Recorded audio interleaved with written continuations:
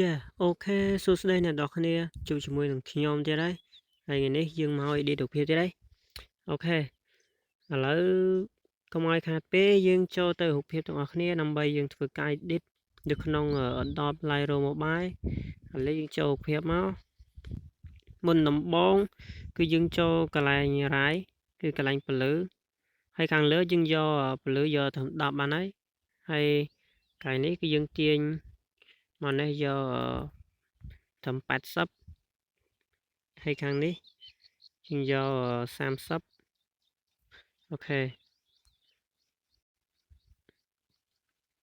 ហើយកន្លែងនេះយើងយក20មក21យក20អូខេ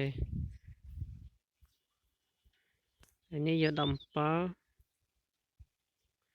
ហើយកន្លែងនេះយើងយក30ឬក៏29ឯហ្នឹងមកអូខេប៉ុណ្ណឹងហើយយើងចូលទៅកន្លែង color ខាងលើយើងយក color 20អូខេគឺ20ហើយកន្លែងនេះយើងយក16ហើយនេះយើងយក16ដែរមកហើយកន្លែងនេះយើងយក30ឬក៏យើងយក30មកអូខេប៉ុណ្ណឹងហើយយើងចូលកន្លែង mix នេះយើងយក30មកថ្ងៃនេះយើងយក30ដែរមកឬក៏31 30អូខេហ្នឹងហើយកន្លែងនេះគឺយើងអានេះយើងអស់យក31អានេះយើងអស់បិទឲ្យកប់យកដក 100% កន្លែងនេះដក 100% ដែរខាងលើយក30 32ប៉ុណ្ណឹងអូខេត្រឡប់មកនេះវិញយើងយក50ចុះនេះ50 21អូខេហើយនេះ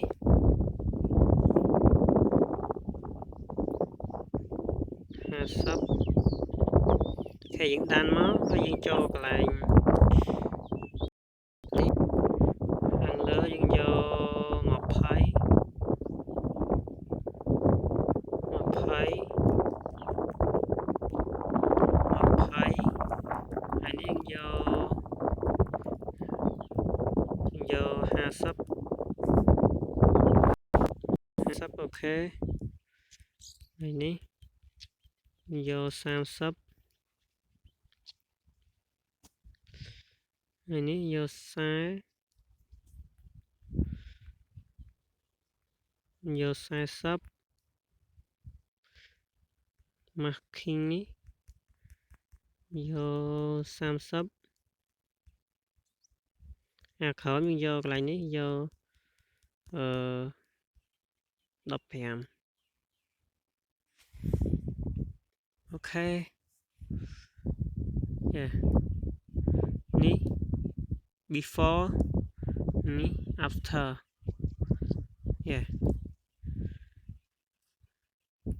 អូខេ right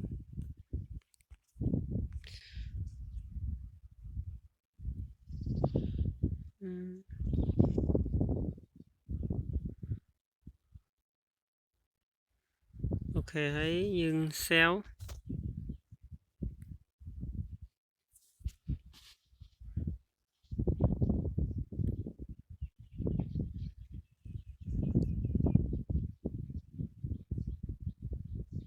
អូខេយើង save ចូល export photo អូខេវីដេអូមានប៉ុណ្ណឹងអ្នកទាំងអស់គ្នាgoodbye